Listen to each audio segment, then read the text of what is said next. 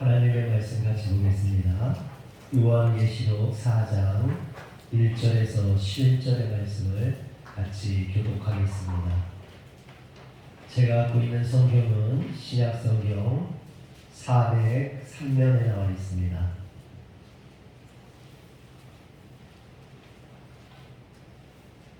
요한계시록 4장 1절에서 11절의 말씀을 같이 교독합니다. 이후에 내가 보니 하늘에 열린 문이 있는데 내가 들은 바 처음에 내게 말하던 나팔소리 같은 그 음성이 이르되 이리로 올라오라. 이후에 마땅히 일어날 일들을 내가 내게 보이리라 하시더라. 내가 곧 성령의 문을 열었더니 보라 하늘에 보좌를 보았고 그 보좌 위에 앉으신 이가 있는데 앉으신 이의 모양이 벽옥과 홍보석 같고 또 무지개가 있어 보좌에 둘렀는데 그 모양이 녹보석 같더라. 또 보좌에 들려 24 보좌들이 있고 그 보좌들 위에 24 장로들이 핑소를 입고 머리에 군관을 쓰고 앉았더라. 보좌로부터 번개와 음성과 우레소리가 나고 보좌 앞에 켠 등불 7이 있으니 이는 하나님의 7영이라. 보좌 앞에 영광과 같은 길이 나가 있고 보좌 가운데와 보좌 주위에 네 생물이 있는데 앞에 눈들이 가득하다. 그 첫째 생물은 사자 같고 그 둘째 생물은 송아지 같고 그 셋째 생물은 얼굴이 사람 같고 그 넷째 생물은 날아가는 독수리 같은데 네 생물은 각각 6 날개를 가졌고 그 안과 주위에는 눈들이 가득하다. 그들이 밤낮 쉬지 않고 이르기를 거룩하다 거룩하다 거룩하다 주 하나님 곧 전능하시며 전에도 계셨고 이제도 계시고 장차 오시리라 하고 그 생물들이 보좌에 앉으사 세세토록 살아계시는 이에게 영광과 존귀와 감사를 돌릴 때에 24 장로들이 보좌에 앉으신 이 앞에 엎드려 세세토록 살아계시는 이에게 경배하고 자기의 관을 보좌 앞에 들이며 이르되 우리 주 하나님이여 영광과 존귀와 권능을 받으시는 것이 합당하오니 주께서 만물을 지으신지라. 만물이 주의 뜻대로 있었고 또 지으심을 받았나이다 하더라. 아멘. 할렐루야. 우리 성도님들의 가정에 또 삶 속에 하나님의 은혜와 성령이 충만하게 임하길 주의 이름으로 축원합니다. 송호근 씨가 쓴 그들은 소리내 울지 않는다라는 책에 보면 50대를 이렇게 평가합니다.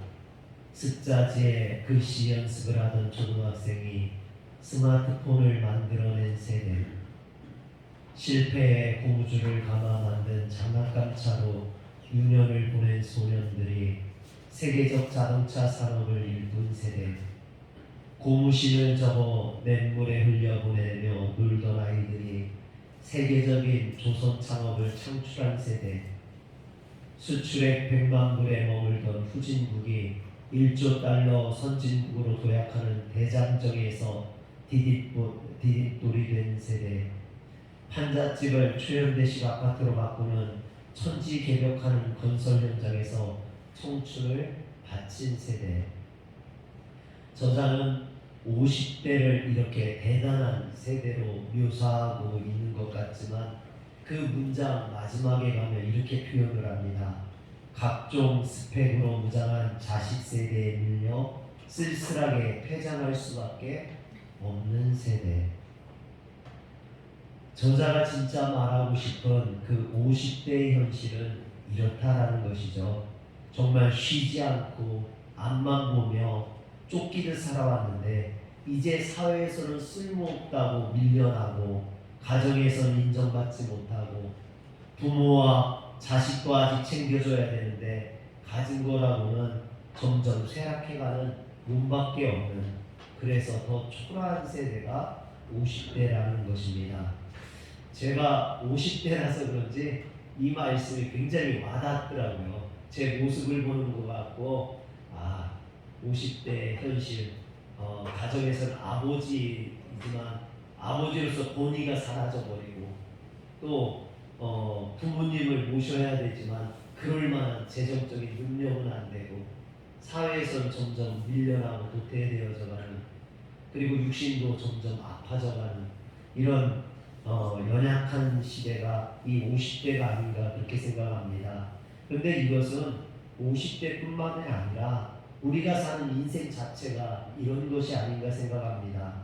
아무리 화려한 인생을 스펙을 쌓았던 사람이라 할지라도 나이가 들면 쓸쓸히 역사에서 퇴장할 수밖에 없는 것이 인생이죠.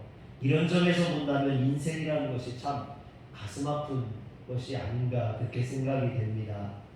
그러니 그 짧은 인생, 여러분 서로 미워하고 싸우고 분내며 세상만 바라보지 말고 여러분 이제는 좀 주변도 좀 돌아보고 하늘도 좀 올려다보고 그러면서 어려운 사람 좀 도와주고 가족과 함께 시간도 보내고 같이 신앙생활하면서 여러분들의 인생을 즐겁고 행복하게 사시길 주의 이름으로 축원합니다.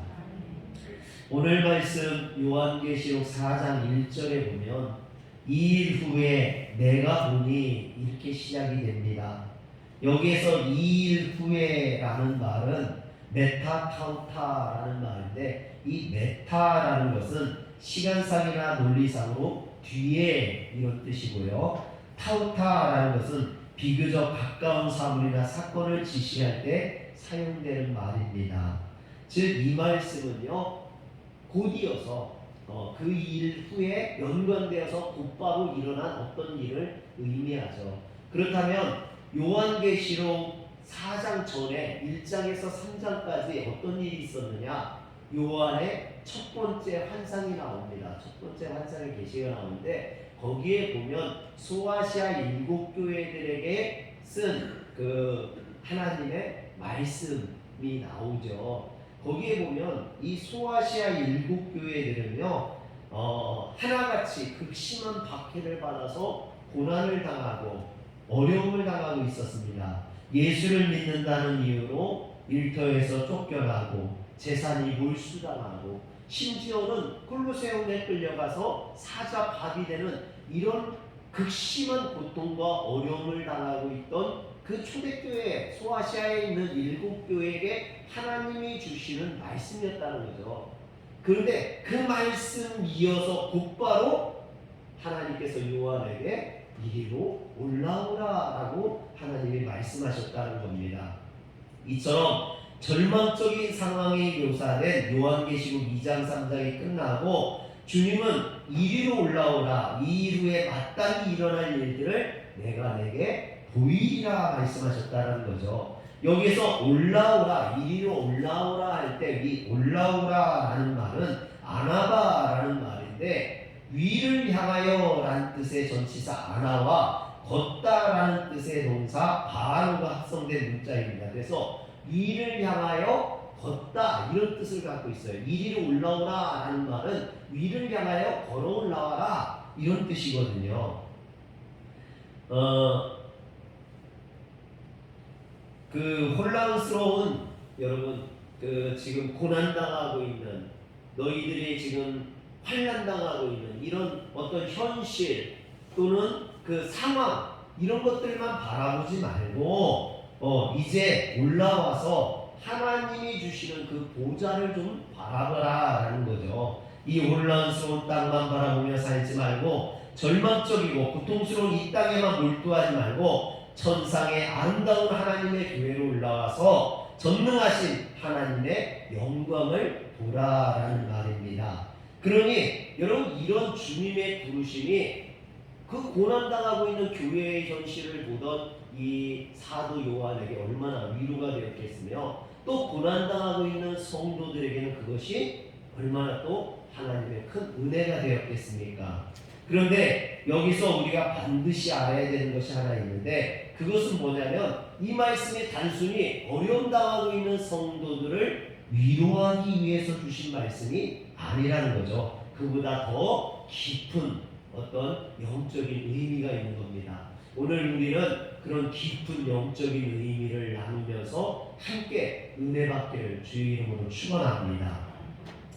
첫 번째는요, 그러기 위해서 하나님이 주시는 이 말씀은 뭐냐면은 좀 우리의 인생을 먼 거리에서 좀 바라보라는 거예요. 여러분, 환난이나 고난을 당했을 때 거기에 몰두하면 전체적인 바라볼 수 없죠. 그것에 매여서 빠질 수밖에 없다라는 겁니다. 산속의 깊은 계곡 속에 들어가면요, 꽉꽉 막혀서 앞이 보이지 않아요. 내가 어디로 가야 될지, 이 산을 벗어나려면, 이 계곡을 벗어나려면 어디로 가야 될지 알 수 없습니다. 그럴 때는 어떻게 해야 됩니까? 산 꼭대기에 올라가면 되죠. 산 정상에 서서 바라보면, 아, 내가 있었던 곳이 어디쯤이구나. 그리고 거기에서 벗어나려면 어느 길로 가야 되는구나. 왜 내가 헤맸었는지 그 모든 것들을 바라볼 수 있다는 겁니다. 때로는요, 그래서 우리 인생을 좀 멀찍이 바라볼 수 있어야 돼요. 너무 인생에 막 몰두하고 생각에 몰두하다 보면요, 그것이 우리를 사로잡아서 꼼짝할 수 없게 만들고 잘못된 생각으로 이끌 때가 있습니다. 그래서 우리는 먼 곳에서 바라보듯이 높은 곳에서 올라가서 바라볼 수 있어야 됩니다. 그래서 주님은 지금 요한에게 이리로 올라오라 라고 하신 거죠. 땅에 시선을 두지 말고 올라와서 하나님을 바라보라 라는 것입니다. 그래서 우리의 인생은 이 땅만 바라보고 사는 인생이 아니라 저 천국을 바라보고 사는 인생이 되어야 됩니다. 제가 오늘 말씀을 준비하다가요, 찬양 하나가 떠올랐어요. 근데 그 찬양이 저에게 너무 은혜가 돼서 그 찬양이 계속 입가에 맴도는 거예요. 저 높은 곳을 향하여 날마다 나아갑니다. 내 뜻과 정성 모아서 날마다 기도합니다. 내 주여 내 맘 붙드사 그곳에 있게 하소서. 그곳은 빛과 사랑이 언제나 넘치옵니다. 할렐루야. 여러분 2절 가사를 보면요, 2절 보여주세요. 괴로움과 죄가 있는 곳, 나비로 여기 살아도 빛나고 높은 저곳을 날마다 바라봅니다. 여러분, 우리가 사는 곳은요, 죄가 많고 괴로움이 많고 고통이 많은 곳이에요. 그렇지만 우리는 어디를 바라보고 살아야 되느냐? 저 높은 곳을 바라보고 하나님 나라를 바라보며 살아야 될 줄 믿으시길 바라봅니다. 살다 보면 참 마음대로 안 될 때가 있어요. 일들이 어떻게 내 마음대로만 되겠습니까? 내 마음대로 안 될 때가 많죠. 이해되지 않는 어떤 일들이 벌어질 때도 있습니다. 그러면 우리는 어떻게 이야기합니까? 하나님, 왜 나에게 이런 일을 주셨습니까? 왜 나에게 이런 고통을 주시고 이런 아픔을 주십니까? 라고 하소연하고 불평하죠. 그런데 여러분, 아무리 질문해봐도 이 세상 안에서는 그 해답을 찾을 수가 없습니다. 그럴 때 우리는 이리로 올라오라 말씀하시는 그 하나님의 음성을 들어야 됩니다.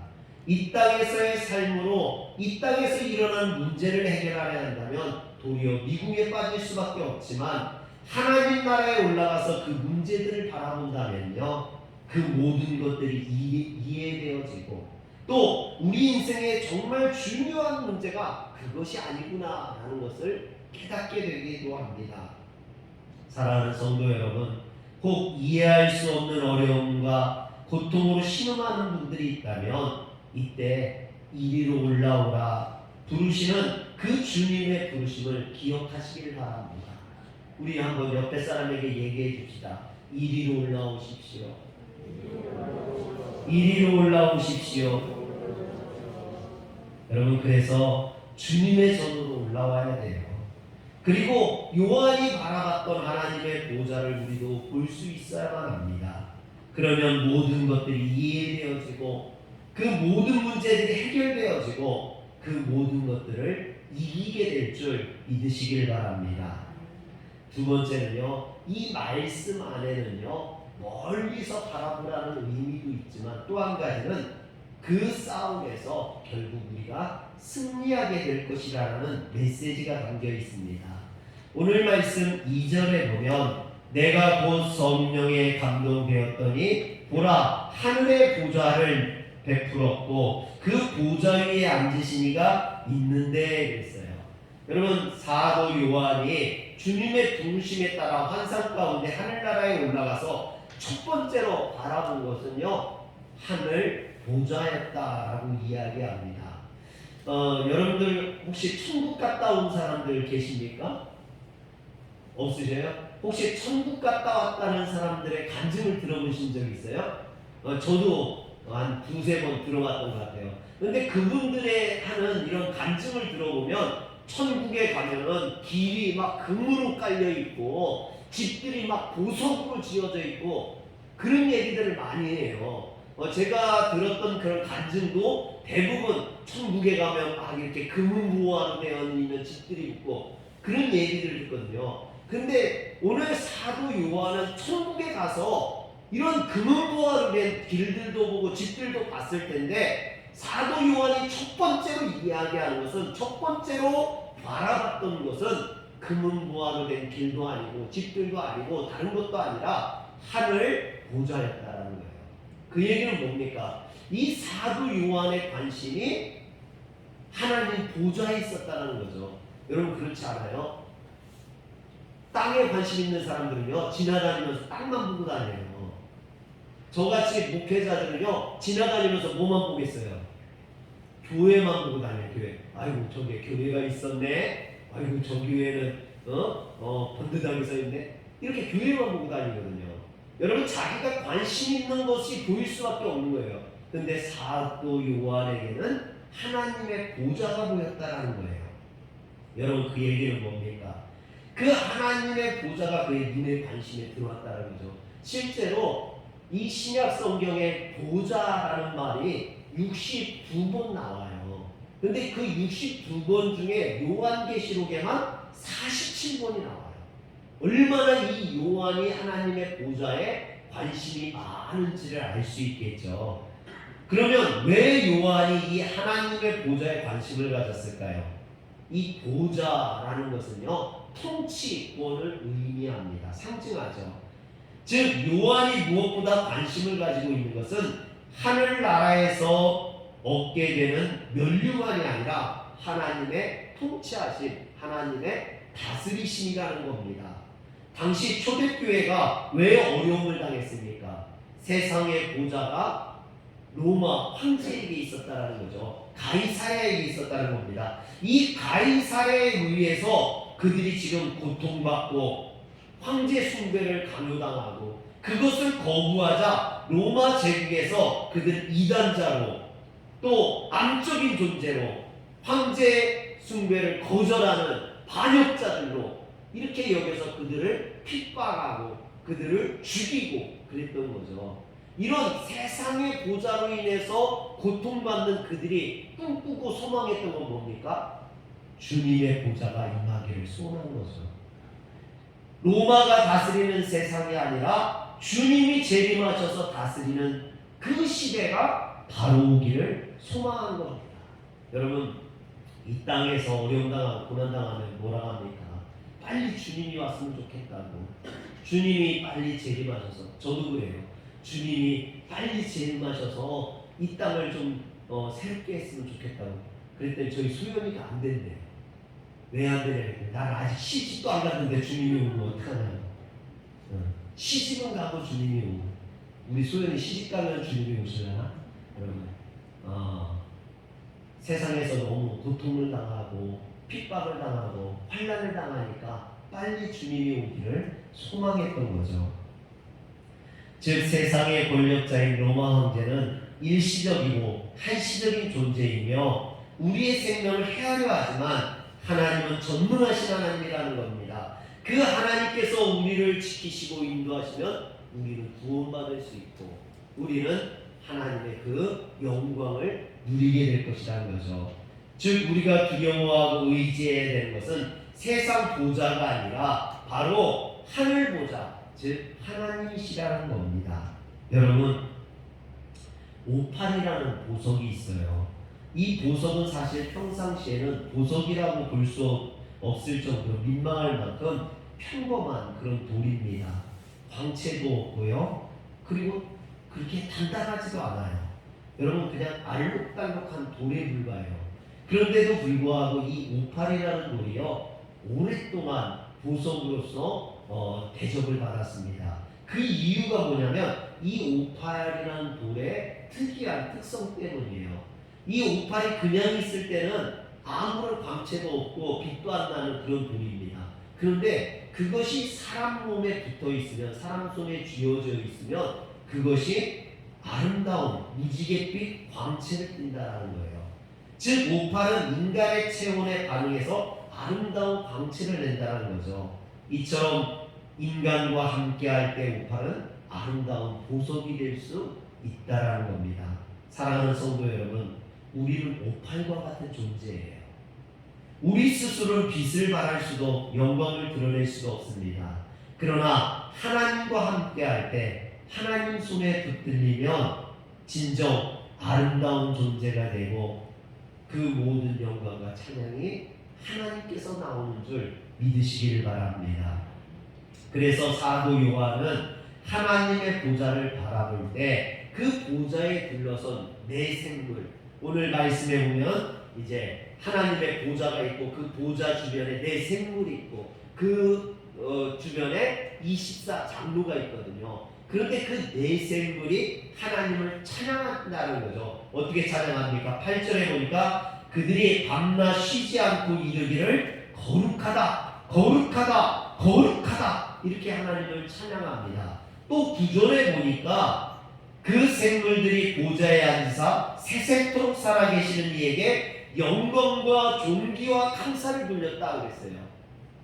할렐루야. 여러분, 또 11절에 보면 보좌 앞에서 24장로가 하나님을 경배하며 찬양하는데 우리 주 하나님이여 영광과 존귀와 권능을 받으시는 것이 합당하오니 주께서 만물을 지으신지라 만물이 주의 뜻대로 있었고 또 지으심을 받았나이다. 아멘. 여러분, 24장로가 하나님을 이렇게 찬양해요. 그런데 찬양할 때 처음 시작이 뭐라고 하냐면 우리 주 하나님이요 이렇게 시작해요. 우리 주 하나님이요. 근데 여기서 우리 주라는 말은요, 당시 로마 황제를 부를 때 쓰는 그런 말이에요. 그런데 이 사도 요한은 로마 황제를 지칭하는 우리 주라는 말을 사용해서 누구를 찬양하느냐? 하나님을 부르고 있다라는 거죠. 하나님을 찬양하고 있다라는 겁니다. 또 9절에 보면 세세토록 살아계시는 이에게 영광과 존귀와 감사를 돌릴지어다 그랬는데 여기서 영광과 존귀와 감사라는 말은 로마 황제가 입성할 때 돌리던 그런 정치적인 호칭이에요. 정치적인 그런 명사입니다. 그런데 이것을 하나님에게 돌리고 있다는 거죠. 즉 세상을 통치하시는 분, 세상에서 영광받게 합당하신 분은 세상의 보좌에 앉은 그 로마 황제가 아니라 하늘 보좌에 앉으신 하나님이시라는 것을 사도 요한은 강조하고 있는 거죠.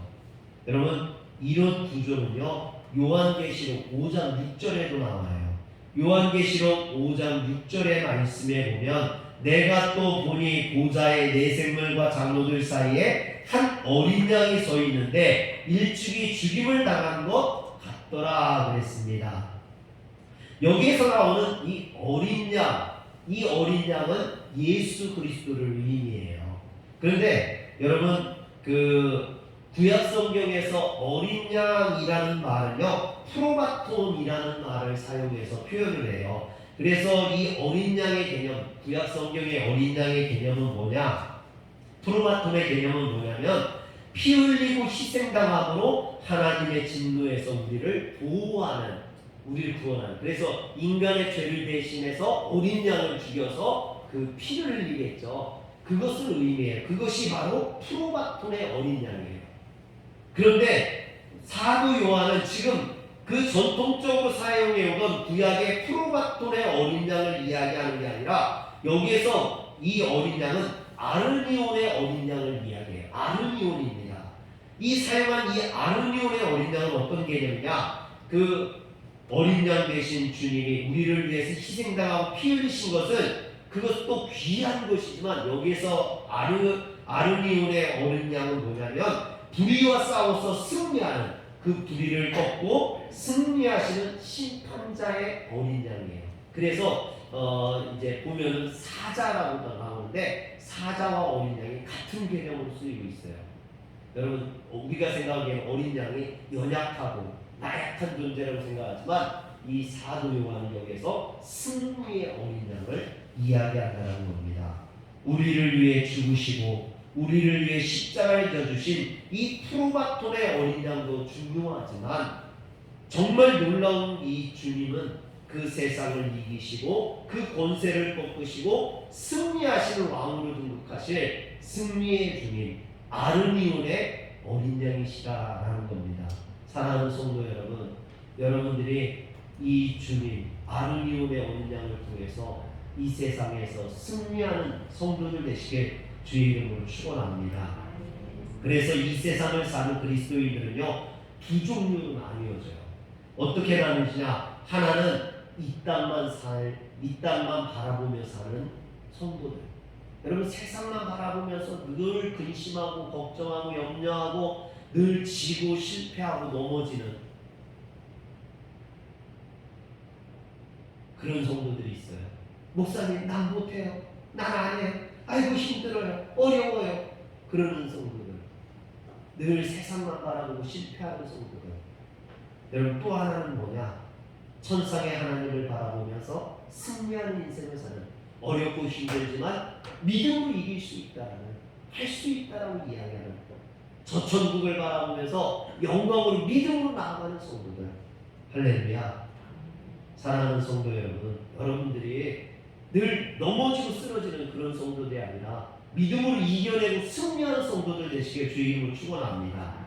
그래서 성경에 보면요 이런 두 부류의 하나는 천국을 바라보면서 천국의 영광을 누리면서 하는 성도, 하나는 세상에서 늘 지고 쓰러지고 넘어지는 성도. 이런 구조가요 늘 성경에 비교가 되고 있어요. 마태복음 17장에 보면 예수님께서 베드로와 요한과 야고보를 데리고 변화산에 올라가십니다. 그 변화산에 올라가서 영광스러운 그런 변형되는 사건, 그것을 누가 경험해요? 베드로와 야고보가, 요한이 그것을 경험해요. 한번 마태복음 17장 1절과 2절을 저하고 교독할게요. 엿새 후에 예수께서 베드로와 야고보와 그 형제 요한을 데리시고 따로 높은 산에 올라가셨더니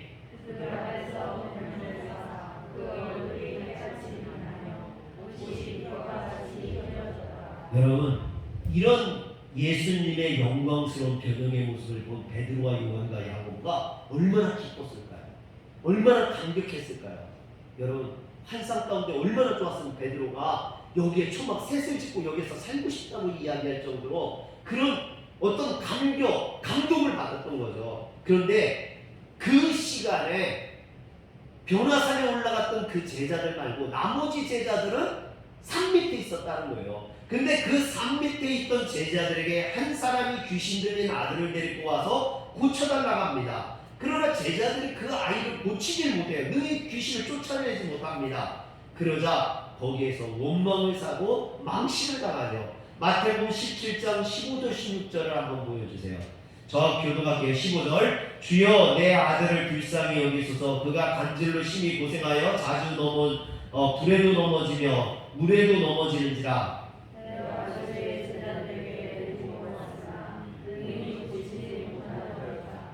네. 여러분 얼마나 망신입니까?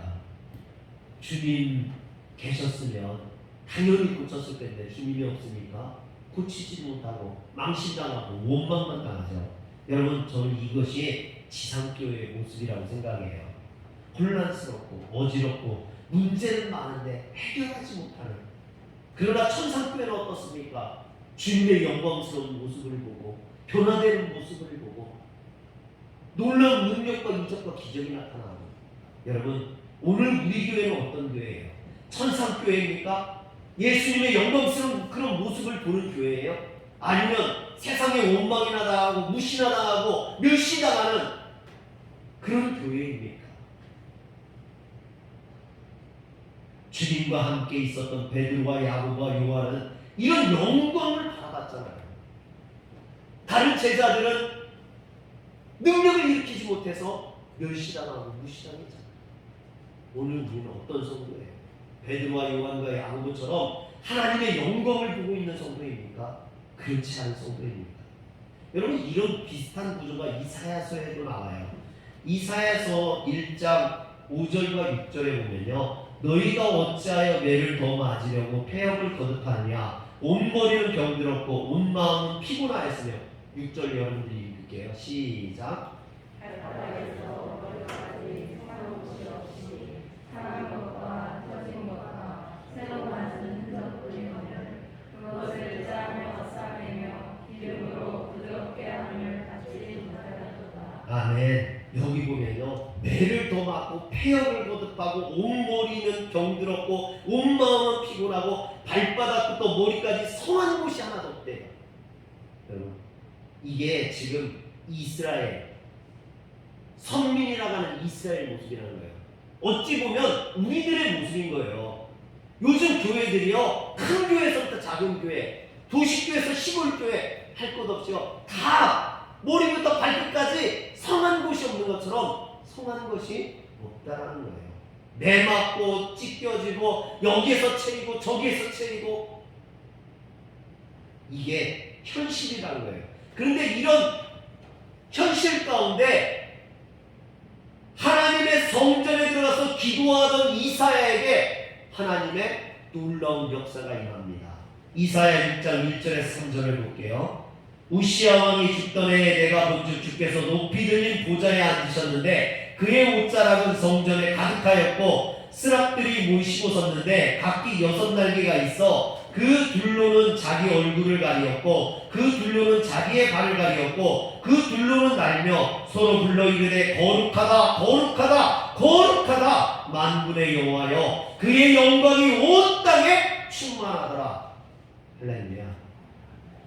여러분, 어떤 사람들은 매맞고 머리부터 발끝까지 성한 것이 없을 정도로 이렇게 찢겨지고 매맞고 있는데, 이사야 선지자는 하나님의 영광을 보고 하나님을 찬양하고 그 놀라운 은혜를 경험하고 있다는 거예요.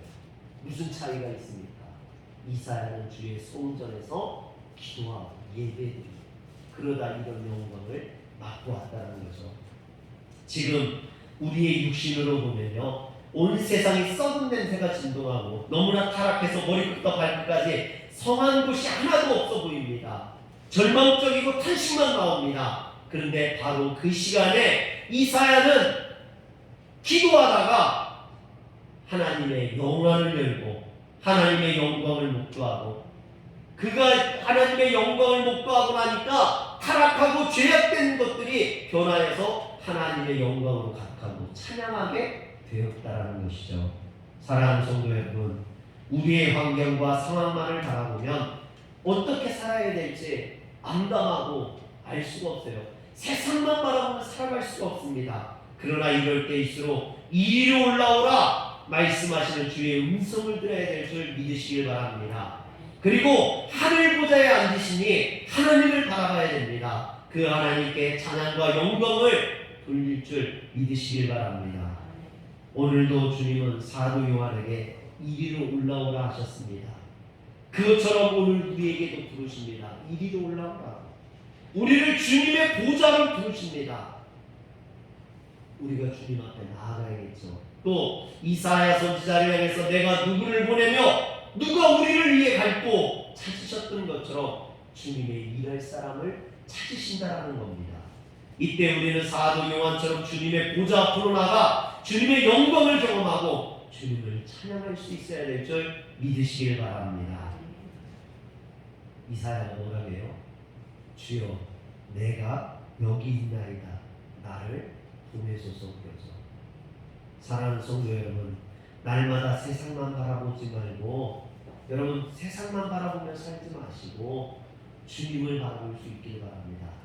저 높은 곳을 향하여 날마다 나아갑니다.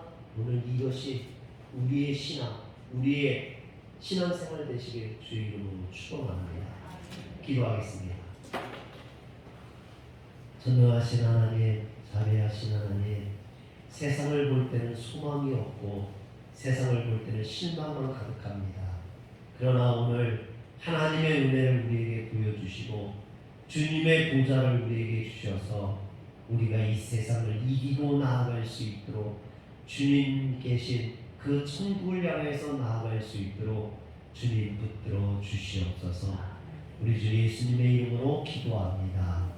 아멘.